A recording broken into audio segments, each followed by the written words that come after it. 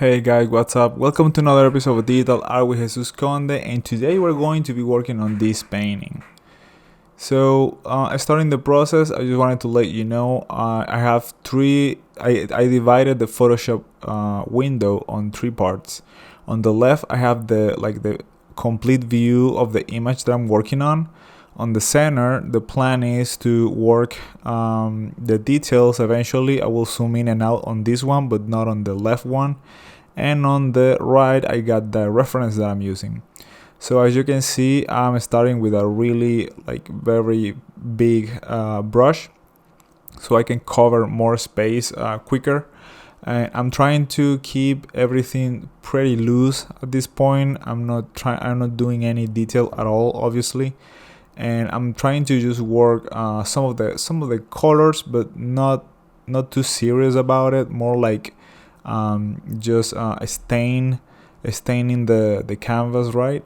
So it's actually more about kind of me finding the proportions of what I'm going to do.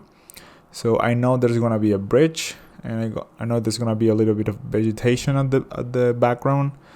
But at this point, I'm pretty open to any changes or anything that I can do to improve this painting.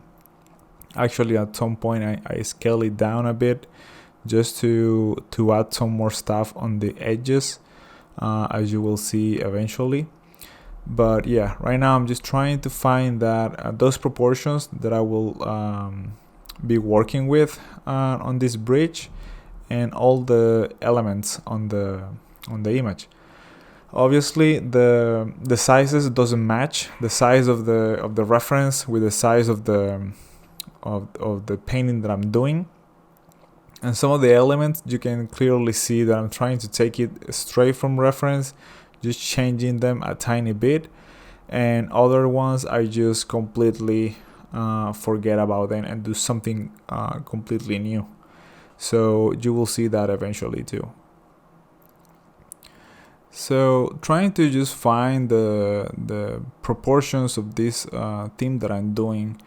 I'm just focused on shapes, trying to think about the curves that I'm doing, or overall shapes, instead of trying to, this is like exactly a rock. So I'm really looking at shadows. Those are the places that I'm trying to find my reference. Where are the darkest places, or where are the lightest places, and I'm taking those as the anchor point on my work of what I'm doing. Some of the stuff I cannot really see because the original image are really little, but that doesn't bother me because I don't want to copy exactly the same thing. I'm just looking at it for inspiration. So if anything, it helps me more if I'm looking at the thing really little, and I'm just interpreting what I'm looking at instead of just copying it straight. So as you can see on the top right, I got some colors that I've been putting there, some browns and some greens, different tones of greens, and the plan with this is to have them at hand without having to be using the eyedropper on the pictures, because the problem of using the eyedroppers on the pictures all the time is that it becomes, sometimes I can pick another color that is completely different than the one I wanted, and it's also kind of hard to always trying to find the color that I want. So I will prefer to have, if you want to try something like this, make a small palette of colors like the one that I did just there on the top left, and that way you can kind of it's gonna be way easier if you do it that way, trust me. So as you can see, I copied the whole image and scale it down, or you can also merge all the layers down with Ctrl E. If you want to copy the whole image, it's Ctrl Shift C and then Ctrl V. As I said again, you can just collapse all the layers with Ctrl E and then just copy that layer or just scale it down, because I wanted to have more space at the edges to add another tree. This new tree that I'm doing there is the one that I have on the reference on top right. And as you can see, is not really like, I'm not trying to start with the darkest colors values. That's what I'm gonna be doing next. Right now I'm just concentrating on the overall shape of it. It doesn't have to be perfect, as I said before. Now it's the time when I'm using a little bit of darker colors. Like it's really loose and really freeing if you are just working the image slowly with no pressure, like, oh, I mistaking this color or this or that. You're working on a digital medium, and digital medium allows you to be brave, that you can do whatever the hell you want. It's nobody gonna judge you because it's gonna look weird or whatever, or you don't have to wait for it so it dries. It's very freeing. So you should use that at your advantage when you're working. So right now, I'm going to start adding some vegetation at the back, and this was actually really hard. I didn't know it was going to be this hard, because I kept trying to just draw on top of everything, because I didn't start from the back to the like the front plane of the image. I started like doing the bridge, and then I'm doing like the background. So it's kind of was a little bit challenging. But as I said before, is because I'm using a digital medium, it's not really that big of a deal. Like I can just create a new layer and erase the parts that are that's gonna be overlapped or something like that.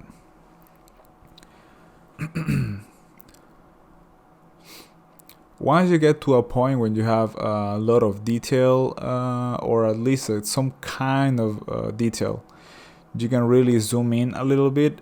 I'm keeping at my left, as you can see, the full image all the time. I don't want to be distracted by just working on this, like on one part of the image, and then leaving everything else like without any detail, just because I just focus on just one part.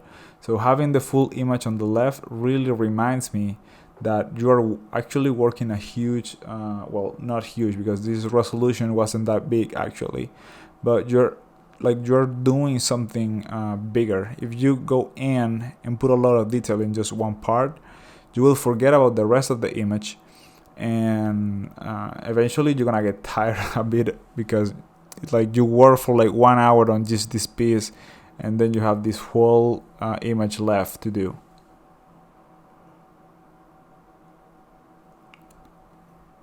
So adding those greens everywhere was a bit of a struggle, because I was like, holy shit, I had to do this earlier, like before I do the bridge, like starting from the back to the front. But hey, you keep learning, you keep adapting to the situation, and I'm doing this for practice, so it's not like this is kind of like a job or anything, so it's okay. Like I can really handle the struggle, and it teaches me a lot when I'm doing these things. I want to do this kind of content more. Let me know if you like it, if you appreciate this kind of stuff. But it's definitely worth the trying. So here I'm adding like a little bit of how will you say that, like darker tree branch, because I wanted them to like frame the image a little bit. And here I'm struggling with what brush to use. Normally I don't use too many brushes, but sometimes I like to use like that brush that is like really default. This one is just a circle on Photoshop, just a circle. Sometimes it doesn't even have opacity or pen pressure to go small or big, depending on the pressure that you do with the tablet. It's just like one thick blob of paint that you put, it actually looks really fake, but it doesn't matter because I'm using a digital medium, so I'm just trying to just work the best way as possible. It doesn't really matter to me if the picture looks great at the end. For me, it doesn't really matter what brushes that I use. And this one is everyone has this one. It's like the most basic brush of Photoshop that you can find, and it's actually really nice for detailing because it's so how do you say that, sharpen, that it allows you to do like these kinds of, it's basically it's like you were drawing with colors. So, and it's very thick, so you don't get that moody or those kind of really soft transitions. Is really it's pretty much, unless you're using the numbers on the keyboard, you're not gonna get transparent effect on them. It's gonna be really hard brush. So once I get to this point where I'm kind of happy with all the overall colors and composition that I have, I just start applying some of the details. And in this point, what I'm doing is adding some green, but these green leaves have a little bit of blue on them. Well, actually not this one that I'm doing right now, but the ones that I was doing just seconds earlier had a little bit of blue. These ones now had a little bit of yellow. So for me, that means the ones that have like brighter colors, the yellow color, for example, on the green, are like if the light was hitting them from behind. So you can see some of that softer scattering. And these ones, I'm not even attempting to do like leaves on those yellow stains on the background because it's farther away, so you can kind of feel like they're not actually close or anything.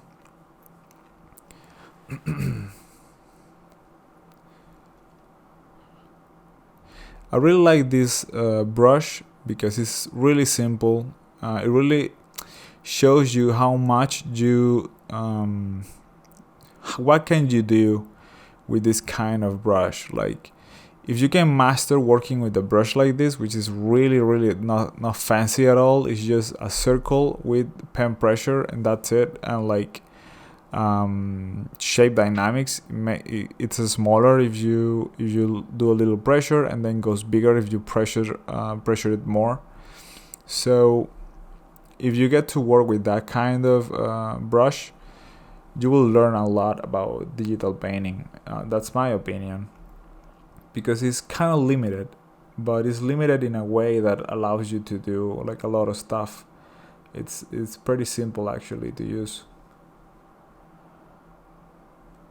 And what I like about working with this is that if you do little brush strokes, you can kind of imply a lot of detail, and there's no detail at all actually. It's really loose, but it looks detailed. It looks really detailed because you can get to this kind of really tiny lines, and if you're looking for far away, it looks like it has a lot of detail, but it doesn't.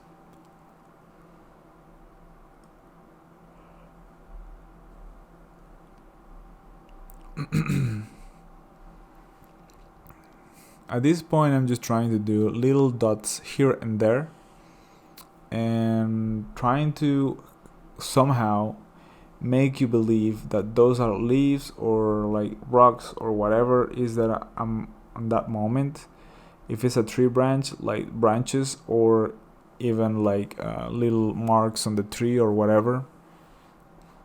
At the end is a way of like, the detail is kind of like a game of how much can you get away with it, in terms of I want to paint less, but I want it to look detailed as possible.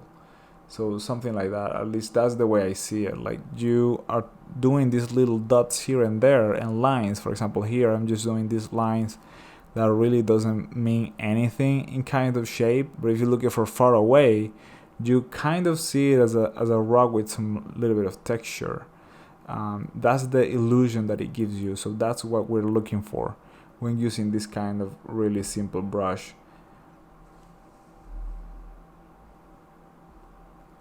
And as you can see on the left, it's kind of like starting to come together in terms of how much detail does this image has. Those green leaves, kind of like with a blue tint. I'm using blue there because I want it to look like there's some kind of a reflection from the sky coming. And if I use really green, it doesn't look like that. But if I put a little bit of blue, immediately your mind kind of goes to the realistic kind of thing. Like, you kind of believe it more, because that's the way that actually light works. At least when they're like being affected by the color of the sky, they look like that. They look a little bit bluish, or they have a little bit of specular like highlights. So that kind of detail is important to catch. And as I said before, it's not even like I'm not even like painting leaves. It's really dots in the air, or little lines, like little curved lines.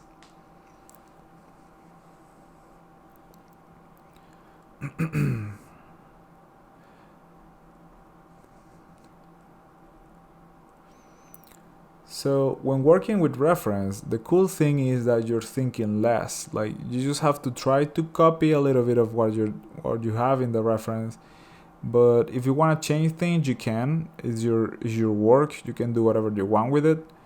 But what I like about working with reference is that it allows you to be free. Like, you don't have to think of an idea every time that you're going to draw, and you're actually learning a lot of stuff. Like, when you paint with reference, you're learning how the light reacts to objects, how objects react to life.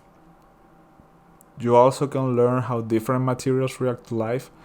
As a concept artist, when you're working as a concept artist, one of the things, like, this is not gonna be all the time like that, but one of the things that will be cool that you can transfer on your work to the other artists is material indication. If you can tell on painting what material this thing is, or what materials that other thing is, that will be huge, because they have that information. And the way you learn to render these things is by painting with reference. Once you've painted a lot of times, once you painted metal a lot of times, or once you painted wood a lot of times, or paper, or whatever, like a plastic or flat matte material, your brain is like starting to understand how all these surfaces work. What happens if it's a cylinder kind of surface, maybe like a spherical kind of surface, or a flat surface, how the light reacts to those surfaces, or how the light reacts to different materials. So if you can say all of that in your paintings when you're giving them to the other artists, either modelers or environment artists or whatever, shading artists, is really, really helpful for them. You can also do just one drawing if you want, obviously, but if you can give them more information as possible, that will be awesome. Right now, when I'm doing these rocks on the bridge, I'm basically just drawing them a little bit, and I'm trying to be not as good, like not as precise as possible. Just like it's on purpose. I'm not doing it because I don't know how to do it. I'm just doing it on purpose because I want to look like loose, a little bit less, more sketchy and less perfect. When we do like this kind of like perfect painting, it kind of looks like it doesn't look, it looks stiff. It looks pretty stiff when you do this kind of like really detailed paintings. I hate doing really detailed paintings. Sometimes I do have to do them for work. It's required by the company or the client, however you want to call it. But I will prefer to keep things loose, because that way kind of like keeps the spirit of the image. When you do like really heavy detail on them, it kind of starts to look like just a photo. I don't know how to explain it. It's kind of like a dead for me when you do really heavy detail. for me it really does look like that. So doing these exercises are really good. I hope you like this kind of content, because I really enjoy it. I will try to put more effort on making videos for this channel. Also, some of them will be about doing characters too, and hopefully I will continue doing podcasts. It's been hard to contact English speaking artists. They're really busy all the time. Like it's really difficult. Maybe because of the circumstances of what's happening right now in the world, maybe some of them will have more free time, but I can't tell for sure, obviously. So right now I'm adding a really dark color because I wanted to separate a little bit more from the background. This the stuff that I'm painting right now, I wanted it to be more separate from the background, just a tiny bit more. And because it felt really like it felt really loose on the color part. It's kind of like washed out kind of image. But once you put these darker colors in, you kind of start to see like a more dense shape, like it's actually there, and it's kind of like heavier on the image. Here I'm trying to pick up those greens on the rocks that kind of really gives a lot of life to them. The kinds of detail are hard to spot at the beginning, but once you're doing the details like this, you can really notice them. So that's important.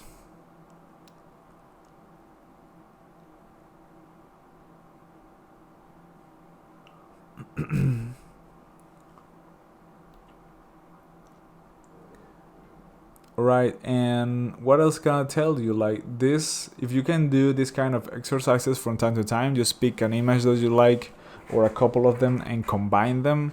That will be awesome. I really feel like this kind of practice really helps you to understand painting. So that was it, guys. Thank you very much for watching this video. If you like it, give me a thumbs up, share it with your friends, give me a comment of what kind of content would you like to see on the future. And that's it. Thank you very much. See you guys next time.